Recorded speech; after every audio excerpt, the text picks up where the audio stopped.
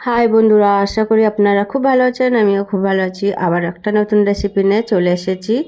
আজকের আমি বানাবো নলেন গুড়ের সন্দেশ। ভিডিওটা পুরো দেখবেন। আর শীতকাল মানেই নলেন গুড়ের সন্দেশ কিন্তু খেতে খুবই ভালো লাগে। সন্দেশটা বানানোর জন্য আমি এখানে 1 লিটার দুধ নিয়ে নিচ্ছি। দুধটা কিন্তু খুব ভালোভাবে ফুটিয়ে নিতে হবে একটু। আর আমরা কিন্তু সারা বছর অপেক্ষা করে থাকি শীতকালে এই নলেন গুড়ের সন্দেশটা খেতে কিন্তু দারুণ লাগে। দুধটা উঠেছে এখানে 2 চামচ ভিনিগার, 2 চামচ জল মিশিয়ে এই সময় কিন্তু গ্যাসের ফ্লেমটা অফ করে দিয়েছি। দিয়ে অল্প অল্প করে জল দিয়ে দুধটা ছানা কাটিয়ে নিতে হবে।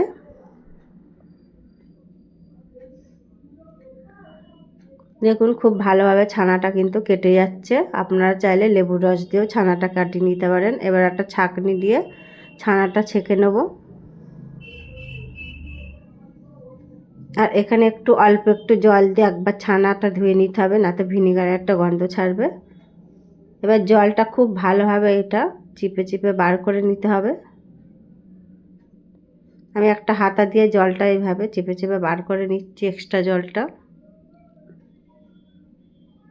এবার একটা পাত্রেই ছানাটা ঢেলে নেব। ছানাটা কিন্তু খুব ভালোভাবে মেখে নিতে হবে, যাতে একটু দানা দানা অল্প অল্প দানা দানা থাকে, বেশি দানা দানা না থাকে। খুব ভালোভাবে ডলে ডলে মেখে নেব ছানাটাকে। ছানাটা কিন্তু খুব ভালো মাখা হয়ে গেছে। এবার আমি গ্যাসের উপর একটা কড়াই বসিয়ে দিচ্ছি। এখানে দিয়ে দেবো 100 গ্রাম খেজুরের গুড়। গুড়টা একটু গরম হলে ছানা মাখাটা আমি দিয়ে দেবো গুড়ের মধ্যে। আর এই সময় কিন্তু গ্যাসের ফ্লেমটা একদম লো করে রাখতে হবে। ছানাটা গুড়ের সাথে কিন্তু খুব ভালোভাবে মিক্স করে নিতে হবে। এখানে আরও একটু আমি গুড় অ্যাড করে দেবো। দিয়ে খুব ভালোভাবে গুড়টা কিন্তু মিশিয়ে নিতে হবে ছানার সাথে। দেখুন কোনো রকম ডালা ডালা নেই, এইভাবে কিন্তু শুকনো করে নেব। ছানার মিষ্টিটা কিন্তু একেবারে রেডি হয়ে গেছে।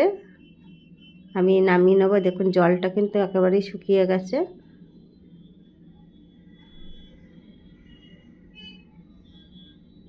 এটা কিন্তু নামিয়ে ঠান্ডা করে নিচ্ছি। এবার হাতে একটু ঘি লাগিয়ে মিষ্টির শেপগুলো দিয়ে নেব। আর এই ছানার মিষ্টিটা কিন্তু সব দোকানেই পাওয়া যায়। নলেন গুড়ের সন্দেশটা খেতে কিন্তু দারুণ লাগে। দেখুন এইভাবে কিন্তু আমি ছানার মিষ্টির শেপ দিয়ে নিচ্ছি। সব মিষ্টিগুলো কিন্তু একইভাবেই আমি বানিয়ে নেব।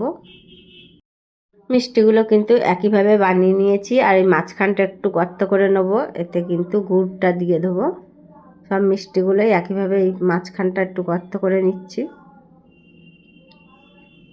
এবার চামচ দিয়ে একটু করে গুড় দিয়ে দেবো।